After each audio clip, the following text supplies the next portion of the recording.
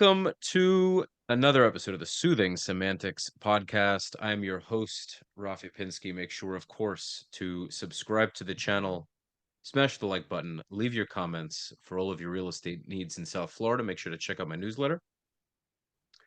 And I would be extremely, extremely happy, as always, to help you, whether you're buying, selling, investing. Give me a ring, and I have got your back. On another episode with Mansor Ashkar, round 2.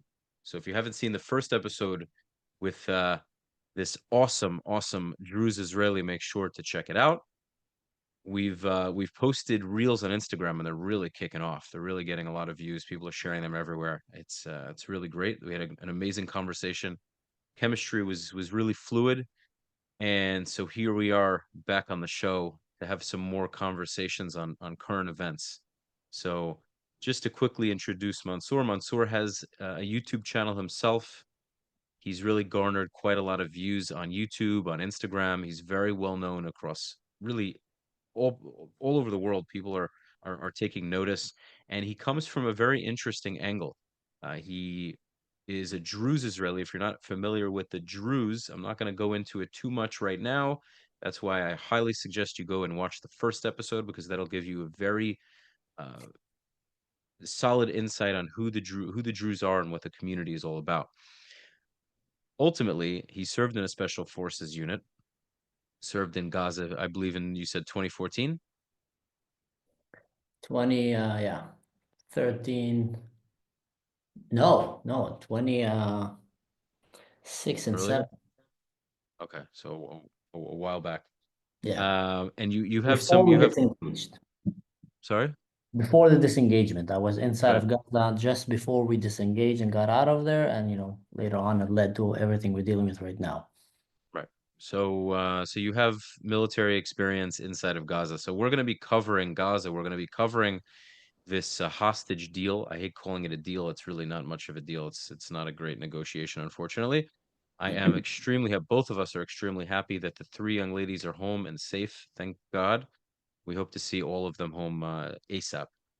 So, Mansoor, thank you again for joining me. Really nice to have you again. Rafael, thank you so much for having me at your podcast. I always like being here. I love your introductions. You're very good at it. And I told you already before, I just love your name. It just happens to be the name of my son as well. So it's I'm a good honored, man. Honored to share the name. Yeah, it's a great name. You So, know, first, yeah, you had yeah, something to no, go say? ahead. Go ahead. Okay. First thing that comes to mind, of course, is the hostage situation, right? We have about 98 hostages. Now, I guess you could say 95. We don't know how many of them are dead. We have the understanding that of the 33 that are to be released, there could be as many as 10 that are dead. Creates really a lot of divide in the country in Israel in terms of people that are for the deal, against the deal. What we do know is everybody supports the return of the hostages. That's a given. The challenge is, are we paying too heavy of a price to get them back? So, what's your take? What are your thoughts? Well, I also happened to be during my service in the Special Forces. I was selected to a negotiation team, and I went to become a negotiator for a brief time. I wasn't there for years. After doing it for a while, I realized, I missed more the hostage rescue aspect of it, but I love the negotiation aspect of it. It's just that I felt that negotiation today have changed very much than how it used to be in the past. I used to be a negotiator in the army. During my time with Special Forces, I got picked to become a negotiator because of my language as an Arabic, speaking Arabic, and also studied psychology and history of religion. And then I went back to the Special Forces because I liked more the aspect of hostage rescue. And also because I saw that negotiation today have changed completely than how it was in the 80s or in the 90s. Today, terrorists are mostly going after berserk rage attack that come out of nowhere, just picking a tractor, running off people, or stabbing people in the street. We rarely have a real proper hostage exchange situation. And the reason for that is because for years, the West have made a very good job to teach the terrorists that we don't negotiate with terrorists. And that if you hold yourself in a house with Nachshon Wachsman or other cases, then you're probably gonna get killed by the SWAT, by Imam, by Shayat, by Shalda, by any other special unit that will come. They will probably kill you. And so then they realize, okay, they're asking for a helicopter and a pizza on the rooftop and release 30 of my jihadist friends is not working, so they stopped. We're seeing now it is coming back and coming back on steroids. Not only that they came into Israel and murdered so many innocent lives and then kidnapped them, brought this war on themselves, we're rewarding them now by giving them 30 to 40, terrorists with blood on their hands in exchange for every live Israeli human. And I am all for bringing back these hostages. I see the videos, I tear, I get excited. I'm so happy that they're back alive. But last time we did that, if you remember, Sinwar was one of the hostages that we gave back in the Galid, exchange. After we gave him, after we helped him cure the cancer that was in the tumor that was in his brain, saved his life. So Israel is again, in my eyes, doing the terrible, dreadful mistake of instead of finishing the job and finishing the enemy, which is the right thing to do for generations to come. Okay, you brought one hostage now, but you created maybe 10, 20, 100,000 hostages later, even more later, or people killed. Where is the balance for that? There is Mhm. bringing them all back, but there is at what price? And you come from the world of real estate. You're breaking deals all the time. It's you need to see what is the price, what is the value for it, and the emotional aspect. Yes, we want all the hostages back. The logical aspect, this is a terrible deal. Right. So here's the challenge, right? Because I'm very much in agreement with you. The challenge is, firstly, what would you do if it was, God forbid, somebody that you were very close to that was kidnapped, right? How would you contextualize that? Because when it's not somebody, one of our loved ones, or even one of our friends, it's in a sense easier to make that decision, easier to say, well, it's not a good deal. We're putting everyone's lives in danger. But what do you think?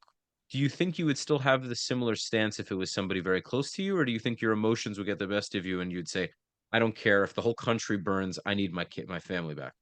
So here's the thing.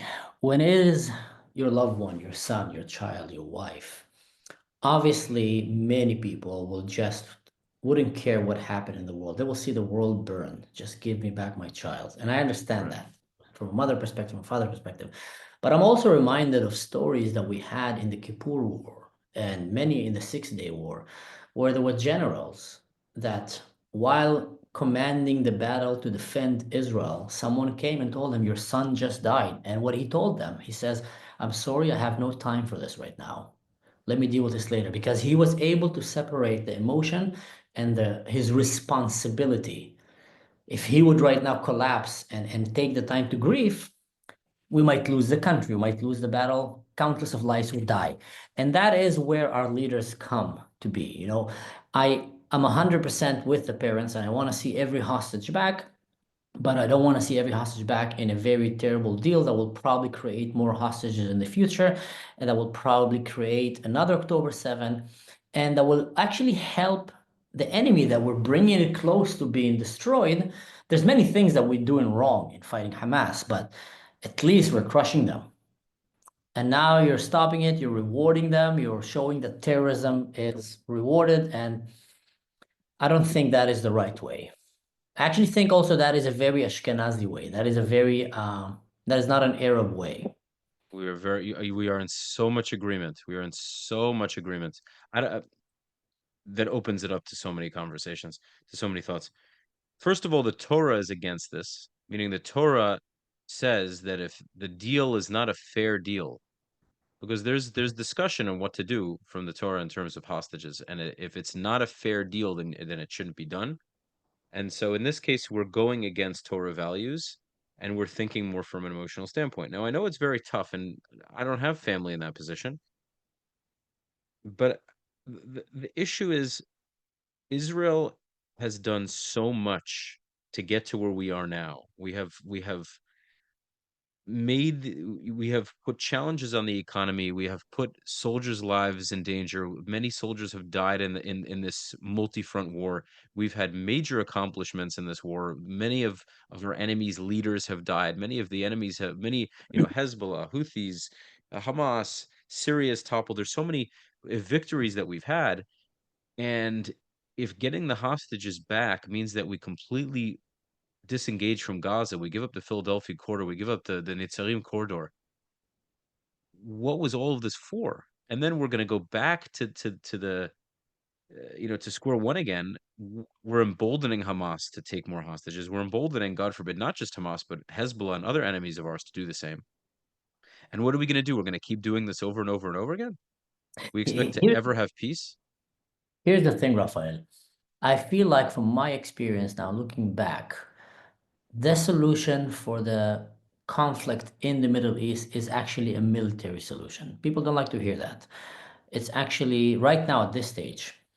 And every time the military starts speaking its language in the Middle East, we start seeing suddenly signs of hope and stability. Lebanon, Hezbollah is collapsing. 100%. Syria, Hamas. Lebanon is finally having, democratic elections, and there's a Christian president that is able to come to power in Syria. Unfortunately, Assad went down, but they decided to let Al-Qaeda instead. But all of this came because Israel started to speak Arabic, because Israel started to kick ass. And Yep. in the beginning of the war, Israel was being very restrained, and then Israel kind of, not took it up a notch up, especially after what happened in Majd al-Shams, and just went full on and showed Yep. the world what is Israel. And it gave some kind of a hope that if you continue doing that, the Middle East is going to stabilize and the bad guys is going to be destroyed. More importantly, destroyed, humiliated, and Yep. then they'll abandon maybe, or they won't get the support from the street because people tell them, leave us alone. حلوا عن الله, روحوا من هون, قلعوا من هون, because what you're doing bring us destruction and you're not bringing us any honor and pride. You're just a joke. And that Right. was the path that Hezbollah was faced. Hezbollah was proven to be a joke. Israel humiliated them, and Lebanon just jumped on it. And right now, this is it. And we need to continue with that. Hamas was getting there, but then Israel kept giving them food, humanitarian aid, and helping them survive. And now by getting out, it reminds me because when I was in Gaza, I remember we were working so hard in building the Philadelphia wall because we wanted to separate Hamas from Egypt and from the smuggling route. And that was basically one of the biggest projects in Israel back then, building a big wall above and under the ground for the tunnels that started. And I've lost friends, literally lost friends that were working on these tunnels to battle these tunnels and to counter them. And millions, if not billions of dollars were invested in building that wall. And the moment that we were about 90% from the wall to be finished, Israel chose to disengage from Gaza and threw that wall out of the window. And, they went, tore the wall down, and we saw what happened now. They used that open border to bring so many weapons and, all Hmm. the infrastructure that they have. So again and again, Israel was close to destroy Hamas, and then Israel pulls back. Israel comes again close to in Kharavot Barzel and Oferet Yitzhakah. Israel came so close to destroy Hamas, and then the political arena chose to stop the IDF. Pull back, pull back. Why? Yeah, go ahead. Go ahead. I'm just like I'm aching to ask you a question, but continue, continue. I think you So, probably know what I'm so going to ask you. yeah, I know what you're gonna ask me. Why is this happening? And that's the question I'm asking Why? Well, myself. more than that, why are these Israeli leaders, on one hand, they're so intelligent, cunning, clever. Bibi comes up with all these, ingenious attacks on the enemies. But at the same time, how are we so stupid? These are just so clearly dumb ideas. Yeah. Well, I mean, it's like sure, America's pressuring us, Trump's pressuring us. I'm not the president. I'm not the prime minister. I don't have this pressure on me. But it's like i- if we don't, I've said this on podcast lately. Tal just had me on his show, and I would love for you to listen to it. I really just went all out. I'm so sick of I'm it gonna already. do that. If Israel doesn't claim sovereignty over Gaza and the West Bank, at some point in the near future, we're just never gonna get anywhere. Just again and again and again, the same cycle of violence. We go hard, we accomplish a lot, we pull back, they regroup, they rearm, they attack us again, they take more hostages, we negotiate for terrorists, terrorists come out of prison, they attack us again, they take more hostages. So we do the same thing, we negotiate again, and we want hostages, and it just doesn't end. It's the same thing over and over and over. It's a, and what's crazy is that the Israeli soldiers still fight. They still, even after knowing this bullshit keeps happening, they're Yeah. still willing to go and protect the country. I just don't know. These Israeli leaders got to get their shit together because eventually Israeli civilians might be like, I'm done. Like, burn the country down for all I care. Like, it's like I'm gonna go risk my life, lose my business, kill my livelihood, put my life on the line, and you don't seem to care. You're gonna make me Yeah. risk my life, and then you're gonna do the things you're doing. You're gonna give up all of our military advancements for what? For me to lose both my legs, for me to lose maybe all of my limbs, for me to die. So now my wife has to take care of our kids by herself. I mean, just Every time it's on the finish line, every time it every happens on time. the finish line, every time Israel reach close to the finish line, the enemy is on its knees. The whole Middle East is on their knees right now. Anyone that came to harm Israel was brought to his knees, and Mhm. Israel still prevailed. And with their full might, and actually just started, just warming up. This is round one, guys. Bring it on. Let's continue. And then what happened? They stopped them. Every time before the bell hits, before the knockout comes, every time they stop Israel. And it's a good question, man, because to every dimwit out there, it's quite clear that taking down Iran will bring just, good. The good guys will rejoice, the bad guys will be sad. Bringing down Iran, I mean, talking the Republic, the Islamic Republic of Iran, is gonna make everybody happy. Bringing down Hezbollah, the Houthis, Hamas. So why stop? Especially now when you have the full reason to do it, full reason to do it, and you somehow understand you want to bring these hostages back, but at what price? And you need to think for generations to come. But when you were talking before, you were mentioning, a word that I find is the key problem to the conflict in the Middle East between the Muslims and the Jews, and the radical jihadists and democracy and freedom, Israel. And that is negotiation. You see, there is no reason logically for Hamas, for Hezbollah to attack Israel. Israel is a nuclear power. Israel have the best air force in the world. Israel have the top tier intelligence, special forces, shoulder to shoulder with Delta Force, SAS, and I don't know. Israel is so much stronger and better. Hamas came with their best, and the ones that actually stopped them were not even the Israeli soldiers in the beginning, were literally civilians who woke Mm. up surprised and managed to kick their ass and push them back. And then the IDF came and finished the job. So their best equals to Israel's below average, even I would say, caught by surprise. Now, the only reason that they allow themselves to attack Israel again and again and again is because they know these things that you mentioned, that they will go to negotiate, that they will never finish the job, that they have these humanitarian restrictions that will hold them. The same reason that they will never do what they did to Israel, to Russia, or to China, is because they will wipe them out of the face of the earth. So Right. what happened is here is you have a much weaker, much dumber, barbaric foe that again and again choose for many, many reasons, by the way. It's not always just because they hate the Jews. They also do that sometimes to gain political power or because they're being caught incompetent. And then the best excuse is blame the Jews and let's shoot free rockets, start a war, and then everybody forget about my mistakes as a leader. And, they do that a cycle. So Israel is becoming like a test bunny for jihadists around the world to promote their agendas because they know that they will never finish the job. Israel, America, Europe, forget about them. They're actually useful idiots on steroids. Europe will actually help the jihadists, as we're seeing in Europe. They're bringing them in and silencing their own people. In England, they just found out that their jihadists are raping their daughters. And what do? Instead of going to the street and say, stop touching our daughters, they go and put in prison the people who reported it. It's like, the UK have lost it.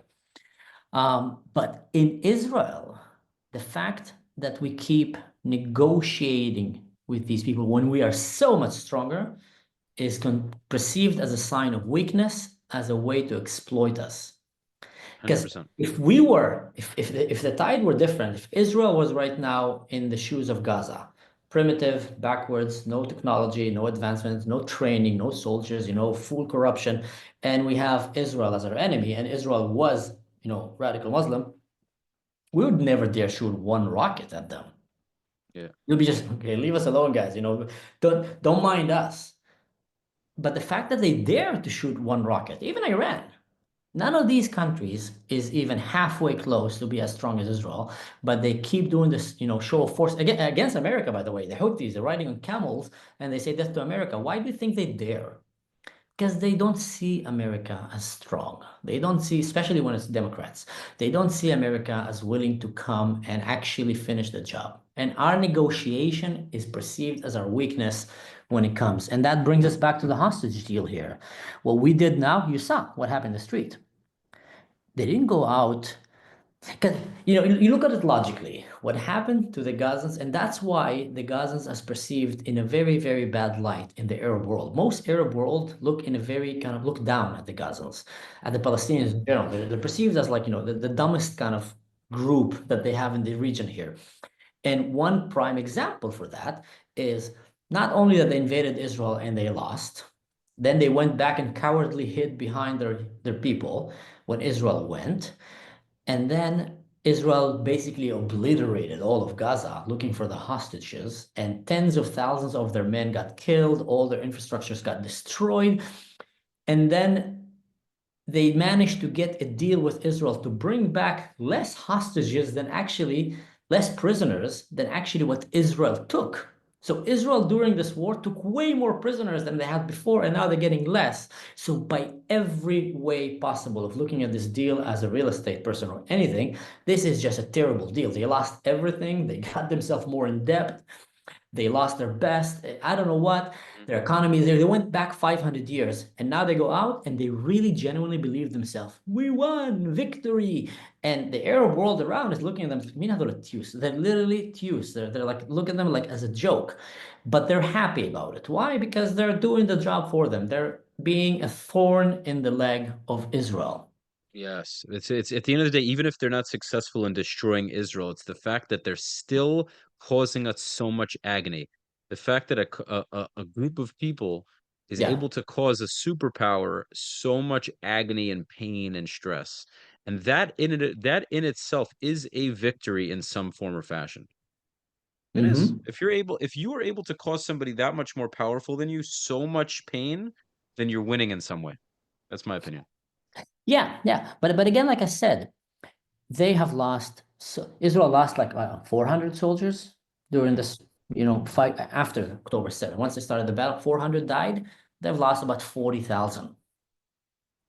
20,000 of them are official confirmed, probably even more. Israel, maybe had a few houses destroyed from the rockets. They literally had all of Gaza wiped out. Yeah. Their entire economy was sent 500 years back.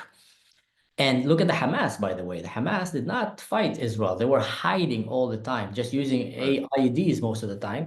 They come out now with new uniforms that have not a single dust on them because they were up Yeah. until now were actually hiding the fact that they're soldiers because they're Right. cowards. Yeah. And they come out now and they hold the V and they go with these parades. We won. And the Gazans follow them. Yay, we won. And the children are going, "Ahlan Rijal Muhammad Death." You're not hearing anyone there calling that, let's stop the war. Anyone there calling, let's try to You know, find it's people. also Prevent crazy. this from happening again. No one is actually making any conclusions.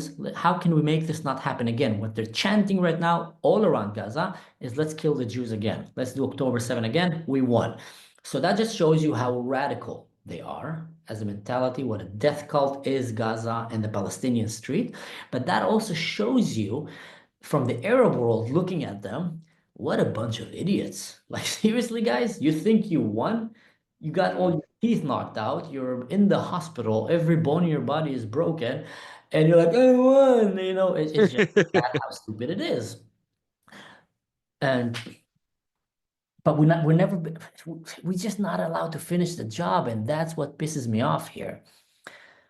It's irresponsible. So what to okay, first off, what do we need? You know what I said to Tal though, which is funny, and I think you'll agree. I think we need a proper Mizrahi leader and maybe even a religious one. And not someone who's necessarily gonna turn the country into theocracy. I don't want to see that. But somebody who's gonna make the country of Israel more You're talking Jewish. about a leader as a politics or the army leader? We'll start with the prime minister. All right, yeah, prime minister you're talking about. Oh, and I know there's going to be a lot of Israelis that would never want this. Liberal Tel Avivians who are just, super left wing, atheists, stuff like that. A religious leader. Oh no, they'll be scared that he's gonna, you know, to make the gay parades illegal, and he's going to do all these things.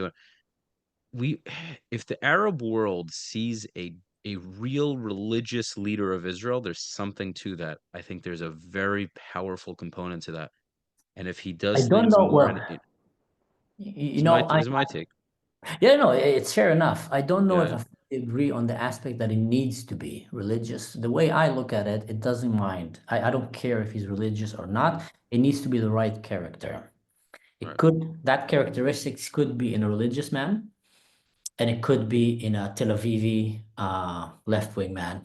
It could right. be in the right wing. It's the characteristics of someone that have the balls, someone that can read between the line of all the bullshit and all the woke stuff that are happening and can know this needs to be done. I think that Hmm. is, in my take, what is needed and have less to do with if he's religious or not, and someone that is looking beyond just surviving this, next election.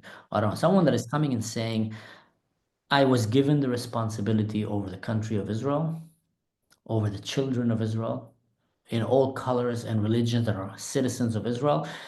And I'm going to take this responsibility seriously. And here are the obstacles to this society. They want to destroy us. Let's take them down. They want to destroy us. Take them down. I will not leave a single enemy around that can destroy Israel, because we've seen what happened in the Holocaust, and we've seen what they tried to do on October 7th. And thank God Hezbollah did not join them when it first started. I still think Israel would have kicked their ass, but the price would have paid would have been way bigger. Hmm. So I think that we need more of an old school leadership. Right. Someone, It's funny because I would think someone that BB, will I be would think feared. BB's old school. I think of BB, he's been around forever. I would consider him old school, but he's, I don't know. I think BB used to be old school. BB used to be in his primes and his glorious days. But I think right now BB have became a politician more than an old school leader. And that's what kind of makes me sad seeing how this war is handled. I'm not feeling the Ariel Sharon, or I don't know what, that someone that will just go and I don't care what, I will destroy any of you for trying to Hmm. do this for my children. Because this is, by the way, the language they respect in the Middle East. I feel Israel is so far has been reactive most of the time than proactive. We've seen a few glimpses of what Israel looks when they're proactive. The pagers, which was kind of reactiveness, proactive, reactive way. But we've seen what happened when Israel is proactive, all the Middle East is humbled and they all look at Israel and say, like, whoa, don't mess with them. But when Israel is, reactive as we're seeing it right now, they don't respect us. You know And what's I feel interesting, like we Mansoor? definitely need. I What do you think almost, about Bennett? it What do you think seems about very Bennett? apparent. Sorry, say again. What do you think about Bennett, for example? He ticks the box. I find he's religious. He's from Seyret Matkal. He's very smart. I don't think he's to be honest with you, I think he speaks a lot when he's not in the chair, but I don't think he's going to do anything more than BB, unfortunately. I want to believe it. I want to believe it. I think his heart's in the right place. The problem is when push comes to shove, I think he'll give into pressure just as quick as BB. And if he ever manages to listen to this, I hope you prove me wrong one day. If you would plan on going and voting again, but not voting again, running again. But Here's my take about that, I feel like it's very easy to judge on the side because let's look at the last war. Israel should have not, and thank God did not listen to Biden most of the time. Mhm. Don't go to Rafah. We went, we rescued hostages. Don't go there. We went, we rescued hostages. Don't go to this. We went, and don't do that in Lebanon. Boom, we did. Hezbollah is down. Don't do this. Boom, we did. Syria has collapsed, and hopefully they have a better chance.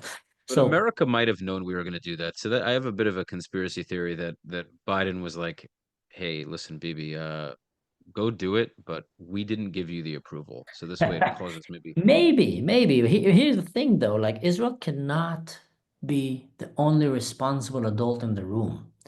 Israel cannot be the only one that will stop Saddam Hussein from having a nuclear weapon, which, by the way, is Israel is the only Mhm. one, and everybody's thankful for that now. Israel cannot be the only one that is trying to destroy Hamas, Hezbollah, Islamic Republic of Iran before they have a nuclear weapon. They are the enemies of the West, and every time I feel like, and that's why Israeli leader have so much pressure on him because. I'm pretty sure that Bibi knows what's right to be done, that Bennett, that any Israeli leader probably know give or take what should be done. The thing is, the world is not backing up. The world is not helping us. The world is sometimes just trying to make it harder for Israel to fight their war. And to hope that there is a leader that will come and say, F world, I'm going to do whatever I want, I don't know if that's going to be responsible. We might, for the short term, achieve some military achievements, but in long terms, we might, alienate ourselves more than we are already. And we're living in a generation that you need the world. You can't just be on yourself. I mean, you can, but it's just not fun. Like if Israel will decide, then we can't travel anywhere. Then you're going to be wanted everywhere you go around the world. And if it comes to that, you might not want to travel to these places anyway.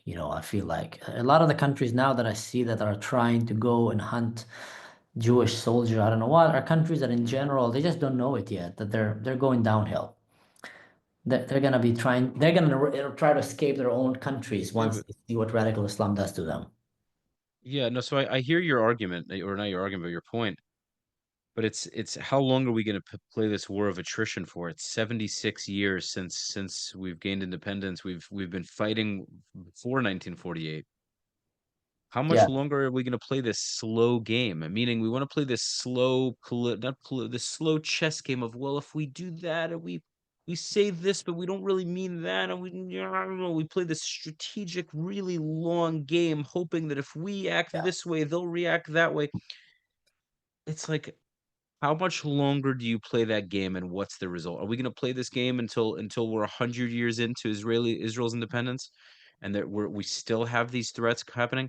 Do you and I want to be 80 years old and still be seeing these same issues going on? I mean, how much longer are people going to be willing to deal with this? Like, it's It's a good I question. think for the betterment of both sides, some really drastic measure has to happen. And I'm even seeing on the news, I'm not really sure if this is where this is coming from, but I saw some news sites talking about how Trump has a possible plan of relocating the Palestine. This is a great example of what we're talking about, this slow game. Trump having a thought. Did you hear about this? Relocating them to Indonesia, at least a few 100,000 of them or something? Or I actually heard something like that just briefly. I don't know how serious that is. so let me tell you the interesting thing about that, right? Let's be very frank here. Let's be very honest. The Gazans know that if they're relocated temporarily for Gaza to rebuild, they ain't coming back. Okay. Hmm. Many of them won't want to come back, but the ones that do want to come back, they ain't coming back. So Trump is saying, we'll temporarily relocate them while we, dude, that's what you call politics. That's a political statement of temporarily. Yeah. Now, now, the Gazans know that they're not going to come back. They're not going to be allowed back. And to be honest, this is likely the outcome. Like, unfortunately, if we can't ever get anywhere with this, a lot of Gazans are going to probably have to leave. I just don't really see any other way. And I spoke to a Jordanian about this on my podcast a few weeks ago. A Jordanian Muslim. He's pro-Israel. It's very interesting. Another amazing episode. His name is Sam. He has a Twitter all in Arabic, and he said that 70 countries. I'm not really sure how we got to this number of 70, but he said if we just send at least a large portion of the Gazans to one country, that won't work. But if you were able to send small numbers of them to spread out to different countries, eventually their children will be native to, will be Chileans, Brazilians, what have you. And he said, this is what it is. He's like, this But is they just what don't it has want to them. be. They Hmm? don't want them. They don't Right. want them. None of the Arab Muslim countries want the Gazans, want the Palestinians. They don't believe in them. They saw everywhere they went, they bring terrorism, they bring despair, they bring, political assassination, they bring radical jihad, Muslim Brotherhood, and steroids. They just don't want them. And yeah, if that will be done, it's going to have to be done by force. You're speaking about something that was done throughout the history of mankind. We're the first kind of generation where we don't do that. Anywhere in history, when an enemy defeated another enemy, unless that enemy completely submitted and said, They expelled them. we surrender, we're going to adapt your ways, we're not your enemy anymore, then the Romans did that. But even then, they kind of usually took them and scattered them, but let them practice their own life. Or usually they just completely exiled them and spread them all across the world so they can, stop with this idea to be under your skin, waiting for you to stumble so they can kill you and take over your country. So that's what usually countries, the victors did with the losers. This is the first time in history that you have an enemy that again and again want to destroy you, again and again want to annihilate you, and again you're beating him to the ground and then stopping before you finish. Just come a little closer, brother. I just because I can't. It's hard to hear you here. This is the first time in history that you have an enemy that again and again want to destroy you, again and again want to annihilate you, want to genocide you, and again you go and you beat them to the ground and then you stop before you finish. Even with Nazi Germany, by the way, they decided not to annihilate them and destroy that country and erase it. And Nazi Germany was like the peak of human evil back then. They defeated them and then they said, let's help them rebuild. But they only did that once they saw that the ideology was completely crushed. Hmm. We're seeing now a very weird, unnatural state where you know that the enemy have a backward ideology, Nazi ideology, and they want to destroy and annihilate you, rape your daughters, burn your babies. They're saying that. You know, it's not an opinion. They're saying that Hmm. loud. Hmm. And you have the capability to defeat them. You have the capability to stop that ideology from existing with a price to pay. But the price is going to be mostly on them, and they're going to be self-inflicted, by the way, mostly because they just don't want to change. But you choose not to. And it's very unnatural. It's very unnatural and it's very counterproductive. So if they choose to, let's say, I don't know, send them to Indonesia, all around the world, I don't think anyone will want to take them. If they do that, by the way, I think you're going to have peace in the Middle East. You know, Hmm. there's some very, very simple realities in the world. If Thanos comes and snips a finger and the Jews disappear, planet Earth have just lost right now a lot of science, you know, art, ethics, culture. You do like this, the Christians disappear, the world will collapse, basically. You know, most of the Yep. modern Western world is Christian. You know, all the humanitarian stuff are built on that. If you do like that right now and Islam disappear as a religion, not the people, just the ideology disappear, you have just improved planet Earth unfolded. You know, you have just stopped so many crimes against humanity, so many child marriage, rape, sexual assaults, racism, violence, terrorism. Hmm. 99% of terrorism will just disappear in a second. So there is things that are just very clear where the problem is. But the West just doesn't do anything about it. And I think that is the first time in history that, you know, you know that there's an enemy and you choose to ignore it.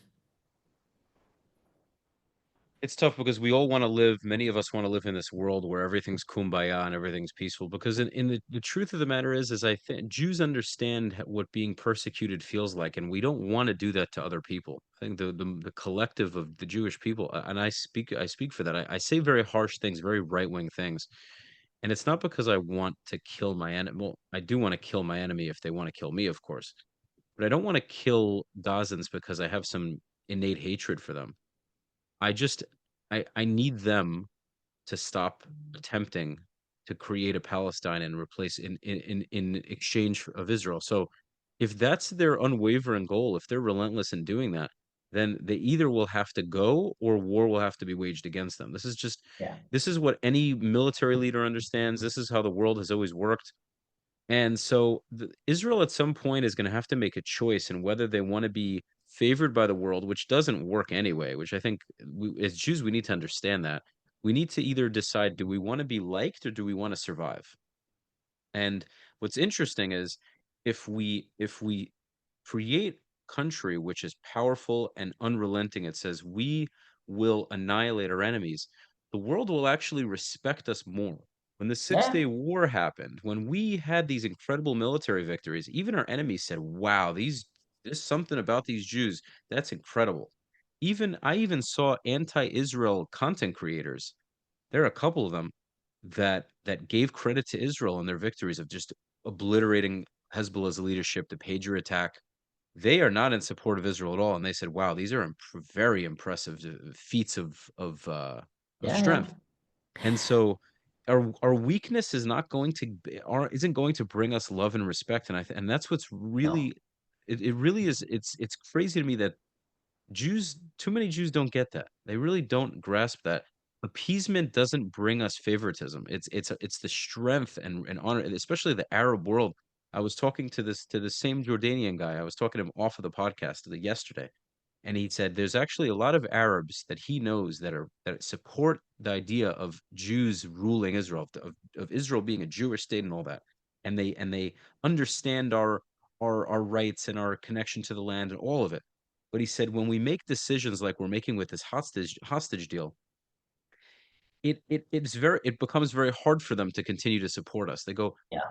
all this time with all of what Israel was doing militarily, they were behind it. They're like, wow, Israel, there must be something to this. Maybe there's something godly to this. They're really kicking ass. They're really doing what they said they're going to do. They're succeeding. Then this Yeah. happens, and they're like, well, maybe they're, I don't know, maybe they're just not. Maybe they That's don't good. believe what they say they believe. Maybe they're just full of shit. I mean, and so Yeah. it becomes harder to support them because why would you be so powerful and capable and serious about your decision to destroy your enemies, but then at the last moment you pull back and they're like, well, maybe, what's with these people? We don't Yeah. how they it's very hard to support that. Yeah. It's You hard you for me. It's nailed hard it. for me to support it, and I'm on my it's my team. You But nailed then it, you brother.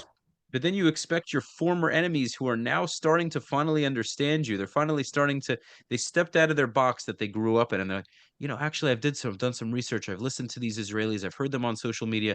There's actually a sense of this, the Bible, the Old Testament, the Quran talks about Bani Israel, the Jews, etc. Okay, I get this the sense here. But then we make these dumb decisions. Yeah. Yeah. Everybody loves, you nailed it, brother. Everybody loves a winning team. Hmm. Everybody want to listen to Khabib Nurmagomedov after he defeated, Conor McGregor. Nobody knew who he was before. People would want to listen to Ronaldo or Messi after they do like a spirit kind of kick and make like the courageous Right. goal, and then he'll get the microphone, come and tell us your secret, and he will start talking. And the same thing with Israel. When Israel is kicking ass, when Israel is winning, even the enemies, they're like, wow, how are they doing that? Something is working there. These guys just amazing. But when Israel is on the defense, when Israel is actually thinking that they're actually a sign of strength, oh, we're so humanitarian, we're gonna kind of try to find a more peaceful resolution, they're perceived as weak, they're losing respect, and no one want to listen to them. People are losing, patience towards them. And that is why I've been saying it from the beginning. In the Middle East, you need power and respect. And they come together. If you don't show power and respect constantly, you lose in the Middle East. You lose respect and you bring war on yourself. So by showing more power, you actually end up using less power. That is, by the way, one of the first rules of counterterrorism, anti-terrorism. When you're coming to take a house with terrorists, there's a very basic principle that says maximum barrels from maximum, entrances in minimum time. You want to bring as much firepower as you can through as many angles as possible in a minimal time, which is the whole idea of strength. The minimal time that my fist goes to your face, that is going to make it stronger. So the more power you bring, you end up actually saving lives. You end up saving your side and even the other side because he will just already be overwhelmed. So by using maximum power in, maximum directions in minimal time, and we saw that when Israel went with the pagers, airstrike, pagers, attack, SWAT, Shaldag, raid, special forces, Golani is suddenly in the Litani. Whoa, what happened here? How did this happen? What's going on? Israel just conquered Lebanon in like several days. Hezbollah, Hamas, Syria, boom, everybody were in awe. Wow, what is happening here? These guys are just insane. They are the chosen people. They are a country not to be messed with. They are a country that can humble everyone. If you mess with Israel, you're going to be hit in so many ways you won't even know what hit you. We just saw that happening. And instead of continuing with that vibe, with that wave, they started slowing down. And now came this hostage deal, which is the complete, giving up to terrorism, almost, I would say. I know many people will hate hearing that. And I want every hostage back. I same like you. But this deal is just a terrible deal. And we're gonna regret it. Unless, Yeah. unless there's behind the scene here, and Israel is saying, and Trump is telling, listen, guys, give them, get back the hostages. Once all of them on our hands, game on. Then America's coming, we're coming, and these guys are gonna pay because Hamas kidnapped Americans, by the way, as well. So Yeah. they have an open book with America. If that is not Trump's plan, then Israel is really fucked. If Yeah. Trump doesn't allow Israel to go back, I mean, I don't, regardless of that, I don't think Israel should give up the Philadelphia corridor under any circumstances. And ultimately, if we pull out completely, it is much harder to go back in. Yeah, I mean, yes, granted, it's practically destroyed. So it is, if Israel needs to go back in, they absolutely can. The question is, will they?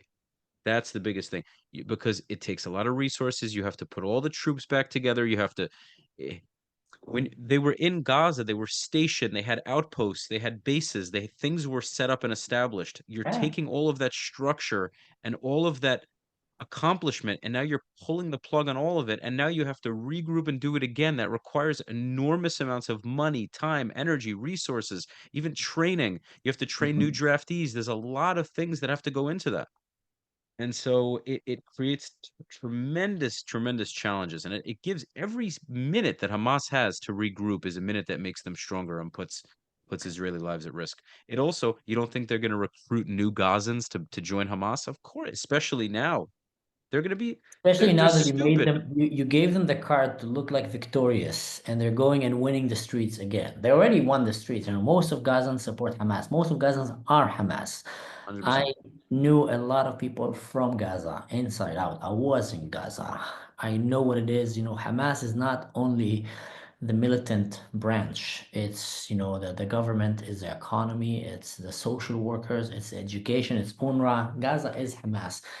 And Israel was kicking ass and people were waking up. And I feel bad actually for a lot of these people that have built false hope, Gazans.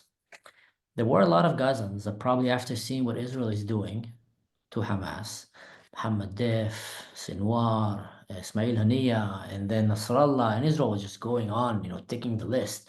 And some Gazans started feeling that this might be finally the day that we rid ourselves from Hamas. And some of them were brave enough to start to go out in the streets and speak truly what are the peaceful people in Gaza, which are a minority, I believe. But do you think that those people were genuinely anti-Hamas, or were they just afraid of the fact that Israel may eventually take over and they were saying it to appease Israel? But that I'm very Yeah. skeptical that these people, if Hamas was winning, they would be like, "Oh, yay, Hamas." But they saw Hamas was getting smashed and they were like, "Oh, Israel, we actually love you. We hate Hamas." I'm very doubtful. I'm very skeptical to trust that they actually were So you're anti-Hamas to right to be begin with. skeptical, but let me ask you this question.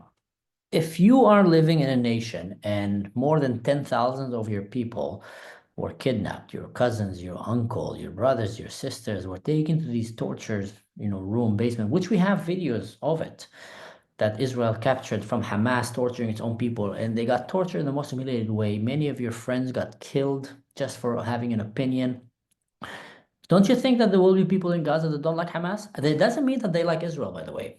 They might still be full-on jihadists, but that hate Hamas. You killed my brother. You killed my Right. sister. You humiliated my mother in the street. You executed her. You tied my, you know, Hmm. so many terrible things like that. So there is definitely people there that hate Hamas. And some of these people, probably even a minority, not only hate Hamas, but actually don't maybe necessarily hate Israel because they remember that when they were under Israeli rule, they had a much better life. I've Hmm. been hearing that a lot from the old school, you know, Palestinians, that they remember. They say it was better for us to be under Israel, under the Yahud. And you still have videos of that, of old ladies telling the Yeah, Yahud I've treat seen us them. fair. They don't cheat you. The Jew will not cheat you. The Muslim will. And then look, there is the old school like that. So I think that there is I some. wouldn't say that's true across the board, unfortunately, but No, no. Every, not always the case. I'm not gonna sit here and say that's always the case, no, but no, there's nowhere. That's the thing. There's always like, you know, con artists and people that are just bad, yeah, very bad apples in every culture. yeah. But the fact that these people now were probably being fooled to think that Israel is gonna finish the job and now they're not, I think Hamas is gonna close the checkbook with a lot of these people. And if there was some kind of a glimpse of a hope that there is some peaceful people in Gaza, which we barely hear them because they're super oppressed or they're higher, or maybe they're non-existent, after Mhm. this, they're definitely not going to be existence because people now know. My neighbor, they will say, my neighbor, he was, you know, cheering for Israel. This guy said something. So they will go and they will don't think for a second that Hamas is not going to use this opportunity to oppress its own people more than before and to strengthen its grip over the Gazans. Oh, for sure. Good. And you know, me and you were in the army. We were in combat. We were in the Shtachim, you know. Hmm. And just like you said, it's not just a computer game. You go in, you take a few houses, and that's it. Every house that you take, you clear that house, you clear from behind you. The other unit that comes, the other brigade, they take another neighborhood. You know that everything's clear behind you. You know that you know where the enemy is. He's on the run. You are like playing chess. You are on the move, and he's reacting to it. When you take that out, you lose so much military advancements, and you risk more lives, just more unnecessary soldiers will die because we're gonna have to go back again. I completely agree. What I'll also say, Mansoor, is I can tell you that when I was in the West Bank, the Arabs they knew who we were, and they understood the way the way of thinking, and they understood what we were about. You're talking about a religious, for the most part, a religious Israeli army unit. The thinking is different. The way that we approach things are different. Easily 60%, probably more of my unit were Mizrahi Israelis. And the ones that were Ashkenazi were just as right wing as them, if not, I mean, just as much. It was just, and so they know they couldn't play those games. They just knew they couldn't play those games because these guys they're young Israelis who were just waiting for opportunities. They wanted it. They were asked. They were begging for things to happen so they could deal with it. And so they're cut like my unit. I would say not to throw fear under the bus, but I mean it's kind of a well-known thing. Fear is kind of like the Arab unit of the of Israel, like the main. And I would say Golani kind of falls under that banner too, to a large Yeah, extent. yeah. And there's an understanding of that. And then you have, I'm just going to say, you have units like Nachal, for example, who are just known to be a lot more gentle, a lot more easygoing, a lot more friendly and by the book. And if the Arabs in the West Bank, they know which units, they know which units are stationed in which areas, and they know how they operate. And so Hmm. there's a reason why certain units are put there year after year because they do a good job in those areas. And so Because they it's respect just so, strength. huh? You wanna hear a funny story? Yeah. I was once the commander over a checkpoint leading into Palestine, one of the Hmm. biggest checkpoints. And my soldiers were treated very badly by the Palestinian community. I'm talking very badly, like you'll have little girls or just guys coming and like spitting at soldiers or trying. That was when I just took over that checkpoint. Hmm. And humiliating with cameras in their faces and I don't know what. And then the next day, I just took over. I said, next day, guys, you're going to the checkpoint, but not with a normal IDF uniform. You're going with the gear like you're going to a raid. You have the helmet on, the goggles on it, you have the weapons, silencers, everything like serious. Next day, peace and quiet in the entire checkpoint. مرحبا يا police, مرحبا يا جندي, hello. And I came and asked the Palestinians, what happened? What changed? Why are you treating the soldiers better? He says, because we know there's two kind of soldiers in the IDF. There's the one that have color on their faces that will come to your room in the middle of the night and you don't mess with these ones. And then there's the Hmm. ones on the checkpoint. The one that, they can't do anything. They abide by the law and you can spit in their face and they can't do anything to you. And I said, interesting. Interesting. Because they spot on which soldiers represent the idea of strength. These are the Mesimot, Miftzait. They're going, they have the different gear, the vest with everything. Oh, you don't mess with these guys. Same thing with Magavnikin, by the way. Why don't they mess with the Magavnik? Because Magavnik have the stick. By the Hmm. way, when I told my soldiers one time to start having the sticks in their vest, IDF Hmm. doesn't have these, batons. They have Right. weapons. Magav, the border patrol have batons. But I'm a Druze. Many of my relatives are Magavnikim. We know how to talk Arabic. So I Yeah. told my soldier, all of you get a baton. I got like a friend of mine donated money. We got batons. The moment that I gave batons, we never used them. No one disrespected a soldier there. Why? They're not, and that's crazy. They're not afraid of the gun. The gun is way more stronger than a baton, but they know Yeah. that you won't use the gun against them. But the Right. baton, if he tries to cross the line, he's gonna have a broken leg. And Hmm. they know that. So again, they know when to smell a weakness and they know when to smell strength. And So when they come true. to Mizrahim, when they come to the Aravim of Tzahal, they know that these guys speak like them. They know we don't mess with them. We don't mess with the Druze. I always, I once made a video. My mom told me to take it down immediately, but I made a video at the beginning of the war when I felt that Israel is restraining itself and not reacting strong enough. And I said, just imagine what would have happened if Hamas would have entered Druze village and killed, burned 1,200 Druze, raped their women, Druze women, kidnapped their children, burned their babies, and kidnapped their daughters. Druze, what do you think would have happened to Gaza? I'm asking you, what do you think? It would be it would be completely obliterated, no No, question. seriously, 100%. You would have had all the Druze in Israel going to Gaza themselves Yeah, and fixing the situation. They might fight back. Bring it on. They would have yeah, went and not left one stone unturned in Gaza. 100%. And they would have never dared to do that to the Jews because they know we'll pay the ultimate price. The Jews,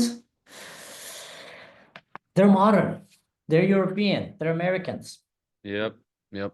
It's We very can take true. advantage of It's the that. truest thing. It's the truest thing, Mansoor, and I understand it. And man, I was an American, and before I drafted, my grandmother told me, she's like, I'd rather you sit in jail than be in a coffin. And so that was pretty much what she stressed to me before I left, you know? Hmm. And I didn't sit in jail. And it's like the yeah, we don't get it, man. We don't get it. It's I remember I had a Druzy gashash, by the way. Wow. And well, that's very normal. I mean, so In anyway, the we were north, doing yeah. In the yeah, yeah, north. yeah. So anyway, it doesn't matter. I'm not even going to translate for that for people. But anyway, I would drive around with the Druzy guy for it was maybe a couple of days. He would drive with I went with him 1 or 2 days, and then a couple of other days he went with different soldiers from the unit. And I remember one time we were in a I'm pretty sure was it Sinjil maybe? You're familiar with these West Bank villages, right? Hmm. Yeah, so I think it was either that or it was Termasaya, maybe it was one of these. I don't even care to mention what the name was. It doesn't make a difference. Anyway, we're there and there was a bunch of rock throwing on the highway, so we went in there and we were shooting smoke grenades and Rubber stun bullet. grenades and what have you. And there was a car with about four teenagers that left the village. As we were coming in, they were leaving and they seemed very suspicious. So they left, and then when they came back in again, maybe 20 minutes later, they came back in again, and the Druzy guy stopped the car. He stopped them in their tracks. He kicked the back door as hard as he could, and he yelled at them in Arabic to get out of the car. They all shit their pants. They got out of the car. Fucking, you have no idea how fast they got out of the car. Yeah, It was that's one of my fine. favorite stories. They all had their hands up. They all got sat down in a line next to each, and he just I don't even know he got their IDs and everything, but they would not have reacted the same way with a lot of Israeli soldiers. They would not. They would have listened, but it would have been slower. It might have had an argument. Da da da. You should have seen how fast they get out of that car, man. They were shit scared. Hmm. Hmm. You Shit. know, a funny story is one time we were in Kalandia, and in the middle of the night, 16 years old boy came with a big butcher knife in his hand and Mhm. swastikas painted on his jeans and on his shirt, and he came to murder Jews. Soldiers apprehended him. They called me. I went, and I had to like talk to him before we call the Shabak and see what's the story. So I go in, and I'm been reported that the terrorist came with Nazi symbols on him to murder Jews. I don't know the age yet. And when I go in the room, the soldiers brief me. I go in the room, and he's sitting there, and he's like defiant and cursing the soldier, "Immak uheki, uheki, uheki." And then I see that he's a teenager. I moved the Jewish soldier that was next to me aside, and I smacked the table and I yelled at him in Arabic. And I told, "Does your mother know you're here? Mhm. Does your mother know?" He panicked, said, "Does your mother know you're here? إمك تعرف إن أنت هون? إمك تعرف أنت هون ولا يا وسخ?" And he started crying. And I said, "Does your mother know that you're coming here to kill yourself?" And he's like, "No, no, no, no." I said, "How would your mother think in the morning when she wakes up and she realizes that her stupid son put Nazi swastikas on himself, went with a knife. What do you think you're gonna do? How Hmm. long are you gonna progress? How many do you think you're gonna manage to take down before you die and waste your life? Why aren't you Hmm. going back to school? And I gave him shit like he became a kid again. From Hmm. being a radical jihadist, indoctrinated. He, by the way, he told me Hmm. he's been hanging around mosques and he's been hanging around these, preacher. There was like a leader that moved to his village and started preaching Muslim Brotherhood, and he was like hyped by it. And his parents are hardworking, so they're never home because they're trying to provide. And then their kid was kidnapped by radical jihad and just decided to go and suicide bomb himself or kill himself with knives, just wasting his life and killing others. But anyway, once I started speaking Arabic with him, the kid came back and he was sorry. I'm sorry, Ammi, معلش, please forgive me. I'm sorry. I know I shouldn't. My mom and this. I think about his mom. Shabak came and took him. Obviously, he's a terrorist. And but that was just a funny story. But another crazy story. You mentioned about Nahal and Sanhanim. So when I was first time I was in Gaza Hmm. and I got out of Gaza, and in Gaza was war zone every day. We were being shot By the at. way, I didn't even mention San Khanim. You did. That's the funny part. Yeah, in Gaza we were exactly. There's this joke. Golani don't think, they just charge. Yeah. Sanchanim think that they charge. Hmm. Nachal don't think and don't charge. No, Givati don't think and don't charge. And the Nachal, they have a lovely military band. That's like a joke in Israel and the idea. But anyway, so I get to the checkpoint and we replaced it Sanchanim there. And I'm the officer right now in charge of that checkpoint. And I see that the whole flea market that the Palestinians had have reached all the way to the checkpoint. And that is not allowed by law because you want to have a sterile zone to witness if any threat is coming. If anyone kidnaps someone or comes with a weapon, you want to be able to see him before he's in your face. So I came and I met with all the leaders of these, bastot, these little shops. Told them, Marhaba, ismi Mansoor, my name is Mansoor, I'm the new Zabit here, shook their hands. I told them, guys, please, you know the law. I showed them the papers, everything. It needs to be 100 meters, so please take your shops 100 meters. Thank you. You have half an hour. I'm coming back. I want to see it all out. I come back, nothing has been moved. They're sitting there smoking nargila, looking at me like with a smile, with a smirk. I call the guys, come again here. One of them comes with me like this and puts his hand on my weapon, tries to grab my Hmm. weapon. Let's just say he regretted that very, very Hmm. badly. And became basically anyone that was around saw what happened when he tried to take a weapon from a Druze soldier. The Hmm. guy was in hospital, let's just call it that way. I turned around and I did the full Krav Maga shebang on him. I Hmm. turn around and I look at the other one and says, 5 minutes. All of them, bastot, in their place. The next day, for 4 months, I've had the best relationship with all these shop leaders because they respected me. We'd drink Hmm. coffee in the morning. I drink coffee with them. They'll tell me about their life. I tell them about my life. We were like really respected. They come and tell me, listen, the old lady here, she needs help. I'll send my soldiers to help her cross the door. I gave a VIP line for pregnant women, for old ladies. It was very good communication. We leave. Tzanchanim come back, Hmm. paratroopers, and they look at me and tell me, listen, your rules are too harsh, are too humiliating. And I told them, guys, don't mess with that. It took me a while to bring it to that situation, 5 minutes, but 5 minutes of pure show of force. Hmm. I'm telling you, seriously, please don't let it. And they didn't listen to me. I saw they dismissing me. 4 days later, two soldiers were killed in that checkpoint, slit their throat, and no one even knew that their throats were slit.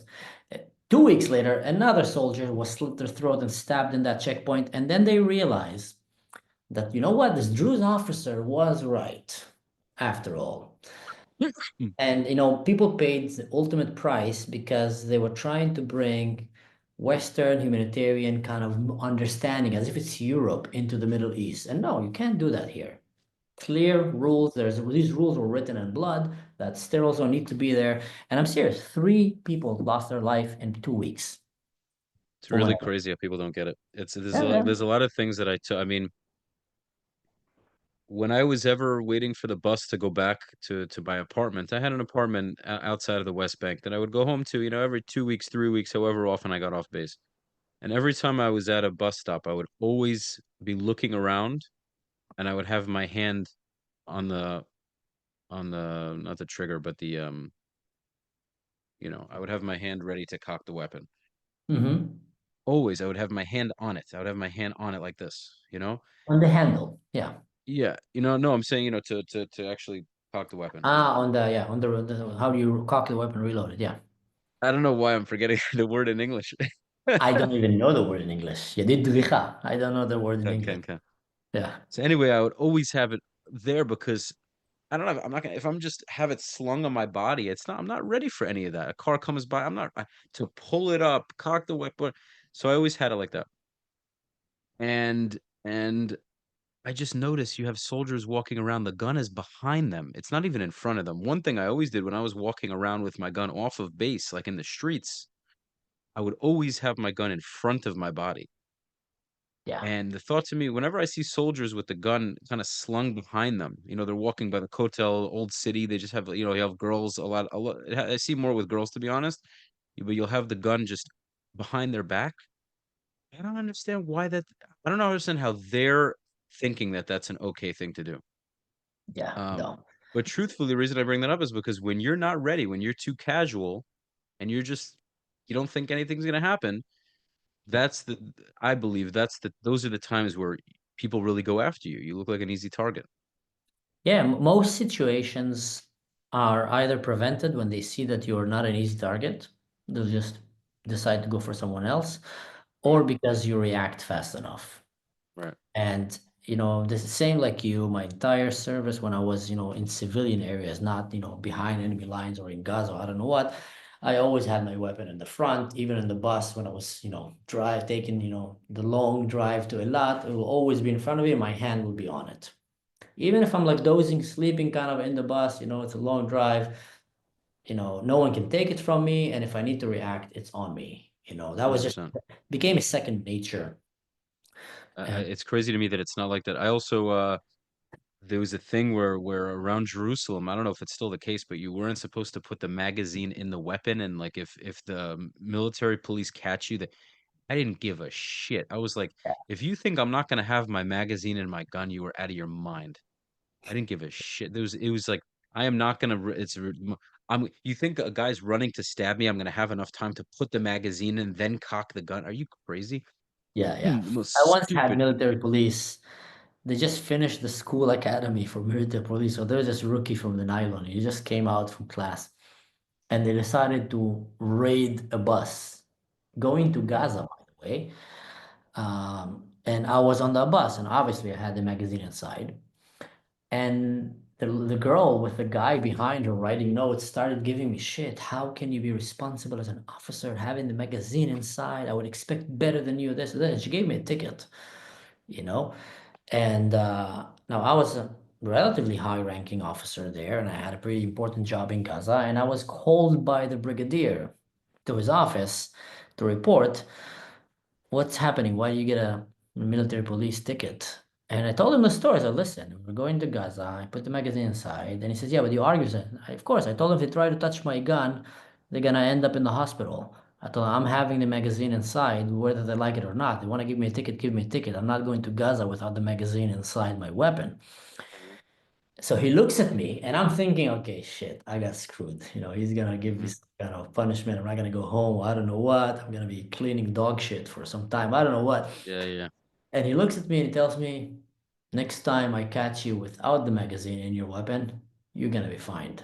Till then, good job, soldier. Go out. And I was like, I like this general. I like no. Why was this implemented? Why was this insane rule? It's like I understand that I mean, first of all, if there's a bullet in the chamber, I understand. But if there's no bullet in the chamber and the magazine is in, I mean, the magazine's gotta be in the gun. It's gotta be. This is my feeling. It takes too much time. You don't have enough time. You're already you can already get nervous to cock the weapon. If a guy's running at you with a knife, you still have to cock the weapon. If you're super nervous, if you've never done that, used the weapon before, and you're sitting there fidgeting, the bullet's not even in the chamber. That's already something you need to do. You need to cock the Yeah. gun, then shoot it. Right? That's quick. If you're good, that's quick. But to take the magazine, put it in the gun, then cock the you might have a second to react. Literally have a second. What if the Yeah. guy's already stabbing? What if the guy comes from behind you? You're gonna say, "Hold on, hold on a second, wait, wait." And the guy's like, "Okay, okay, sorry, sorry. Sorry, sorry. Let me I'll go go back. back. We'll do it again." I'll come back again. We'll do it again. One, When two, you're three, ready, tell me action. when you're ready. Tell me when you're ready. I come back. And they say Allahu Akbar. I'll say it again. So we have continuity. Continuity. Roll tape, roll tape. You know, like the البطل يا عزيز. You know what? I can give you the combat soldier special forces answer. I can give you the officer answer because I was yeah, both. yeah. I'll take both. The soldier answer is the same like you. You want it in, you want to be ready. The officer answer is, you know how many untrained, non-combat soldier the IDF have, Yeah. and tired soldiers. And in general, in most countries, soldiers don't take their personal weapon back home. None. They keep it in the barracks. Israel is one of Mm, the only ones that happens. So that is already like a big step compared to the rest of the world. So they kind of decided, you know what? For someone who just joined the army and that was the rule, he think that's normal. But from the outsider, this is insane. He's taking a machine gun to his house. So at least to have some element of precaution so no mistakes happen is they made that rule. I didn't like that rule. Of course, when you're trained and you're very trained with your weapon, you know how to trust, you know how to train. One of the things, the first thing that they train you in the army is safety. That is the main thing that you see the difference between professional soldiers to radical terrorists, for example. They're mhm. going around, the finger is on the trigger, they're shooting in the air. You know how many times they shoot themselves in the legs or they shoot their friend accidentally there in weddings? Trained soldiers know to respect weapon. And I'm not Right. afraid. I'm not afraid of a trained soldier, having the magazine inside or having his weapon. I'm actually happy when I see a trained, ethical soldier around me with a weapon because I know if something happened, he's gonna defend people Mhm. around him. So yeah, that was the officer answer. I like that answer. Yeah, it's just it was a I because I remember I remember someone saying that to me, another soldier or somebody like, "Oh, you might get a thing." I was like, "I don't give a shit. If you think anybody's gonna know," I was like, There's no way I'm doing that. There's no way I'm doing that." Yeah. Um, it's crazy. But what else? Yeah, so we covered the hostage thing. We covered this conversation. It was a good conversation. I guess I the have a final question for you. question, huh? Oh, I have a question for you, actually. Yeah, please. What do you think about the Beavis boys, the babies? Right. What about them? Do you think they're still alive?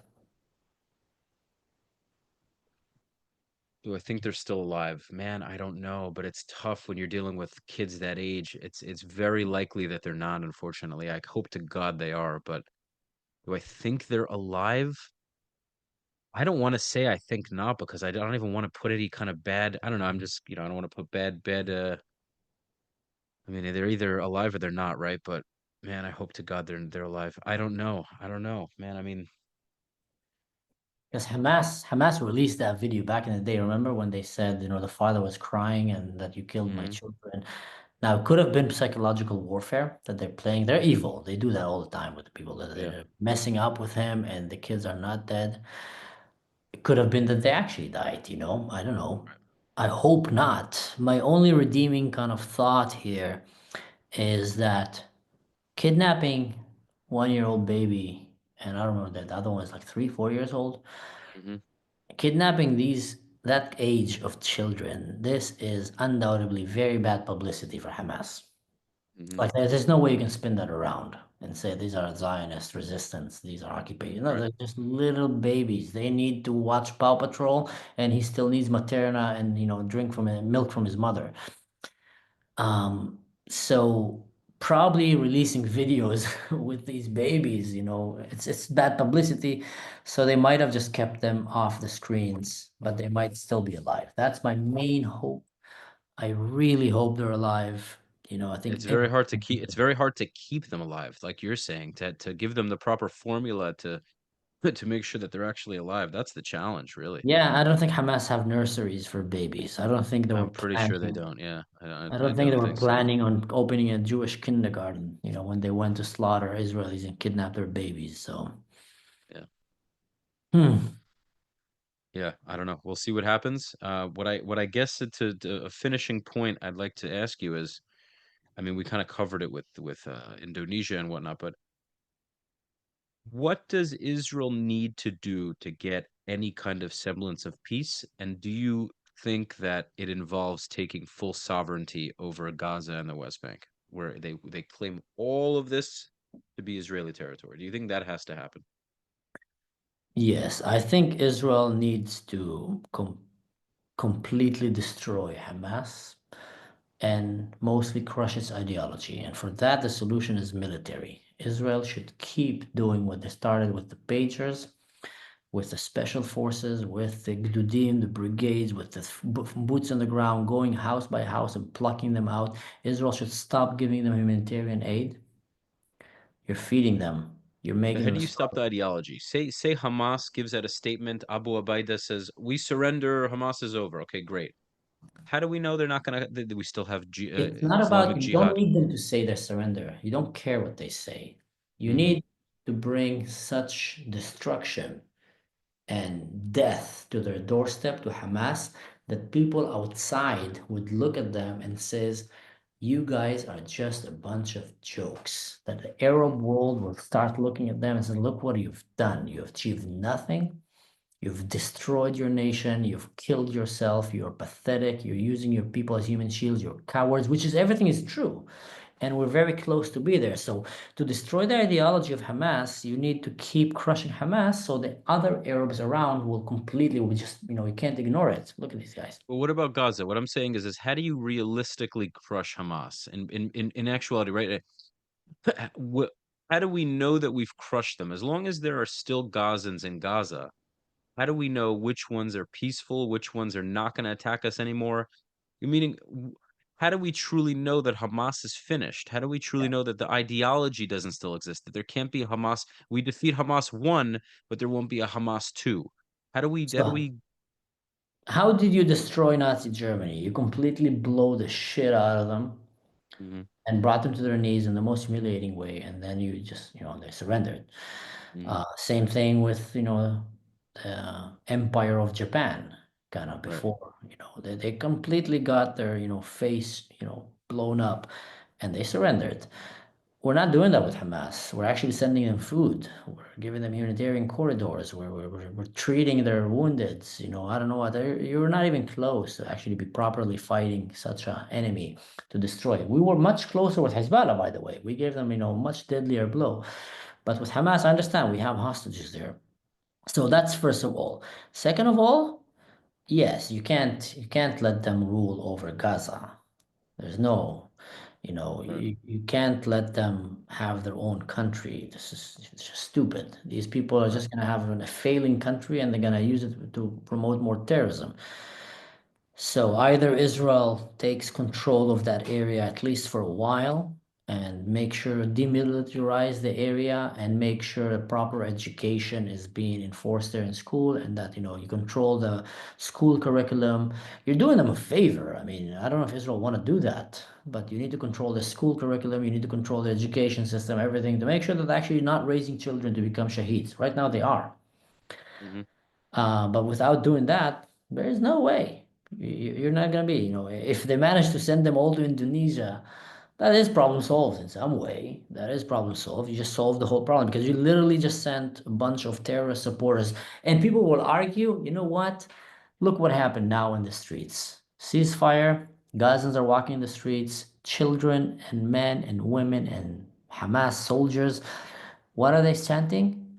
Death to Israel. What are they Hmm. chanting? Let's repeat October. Haybar, Haybar. What are they chanting? Calling for different slogans from the Quran that approve massacre of Jews and saying that they are the soldiers of Muhammad death. There's not a single voice there that is saying, let's try to avoid another October 7. There's not. You don't hear Right. that. Right. Right. So that's, It's so crazy. Isn't it so crazy? They just got dealt such a heavy blow and they're willing to do it again. Isn't that so? it's It's stupidity. it's what? It's the next level of stupidity. It's It's literally, nuts. They just got slammed so hard and they don't do they realize like it's like they're calling for it again?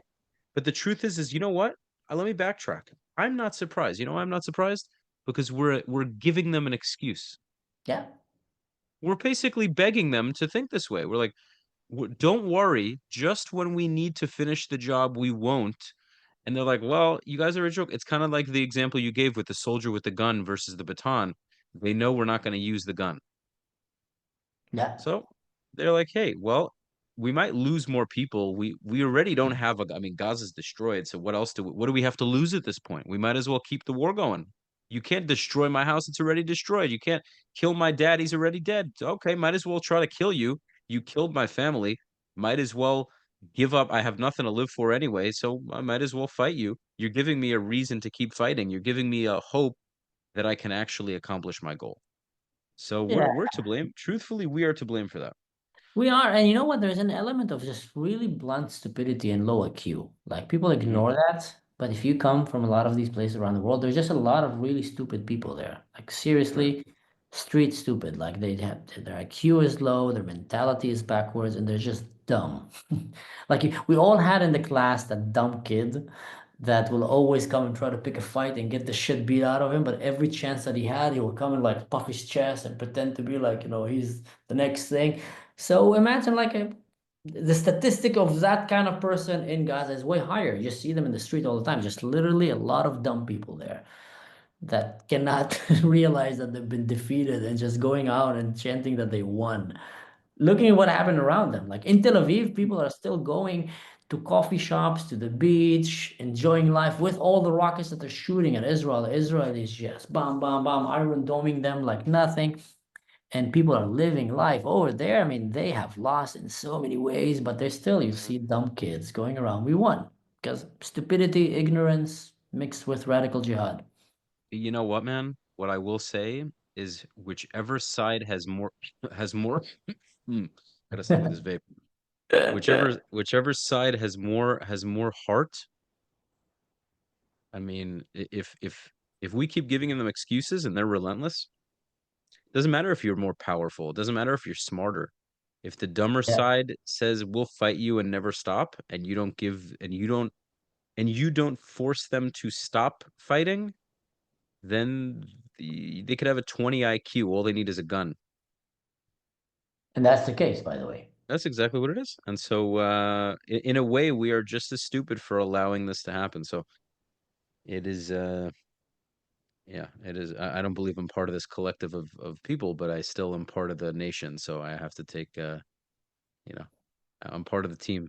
You know, it is what it is. But Yeah. yeah, so is there anything else you wanted to add? Any questions, any statements, anything else you wanted to? Um, no, man, just to say thank you and just to say that I am all said and done, and it's a terrible hostage deal. I am still excited to see every hostage coming back home. And I'm hoping that there is a responsible government behind it that was saying, let's bring them back home first.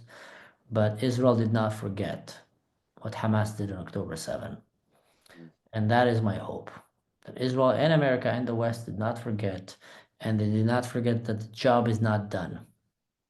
There is still people there calling for another October 7 in Europe and anywhere. By the way, speaking of it, there's people talking that it's going to be the next thing in America. That Al Qaeda is now planning even bigger October 7 in America, which doesn't surprise me. These terrorist organizations are always competing with each other. Like, hey, you did Yeah. 9/11. Oh No, my with God. Trump, I mean, I don't think they're gonna have the balls to do that with Trump in office. We'll see, but I don't know. I don't think these groups are gonna be willing to do that under Trump. I really don't think I so. hope not. I Yeah, think I mean, Donald, they're probably gonna find out pretty quick. It's not a worth it. I don't think Trump's gonna tolerate that shit. I really do not. yeah, I So know. Cabinet yeah, does look like that. Yeah. say again. No, I said his cabinet does look like it's full with a lot of people that kind of have a little bit kind of common sense in their head when it comes to world politics. Yes, agreed. All right. Yeah. Well, ladies and gents, thank you for making it this far. This has been another episode of the Soothing Semantics podcast, round two, with my Habib Mansor Ashkar, my Durzi friend. And it is always a pleasure having you, brother. I'm really glad we've become friends. I look forward to meeting you in person. Of course, you can find him at Mansor Ashkar on YouTube, Instagram. What other platforms are you on? Are you on X? LinkedIn, X. Is it all the same handle? Yeah, pretty much. LinkedIn, X, Facebook. The whole only thing is that don't go look for me is TikTok. I mean, I have an account there. I just never really activated it. I don't care about it. Yeah. Yeah, I think it's same here, by the way. almost. And now, Yeah. yeah, now it's back up, but I was kind of happy that I didn't use it because it was it was dead in the US for a bit. Yeah. Yeah, so that's the deal. Guys, make sure, of course, subscribe, like, and share. Go follow him on all his social media accounts. Go sub to him on YouTube. Go watch his content. He's got incredible stuff. Really, just such an intelligent person. And of course, real estate. Make sure we don't forget about the real estate. Get in touch with me, South Florida. I would love to help you. That is a wrap.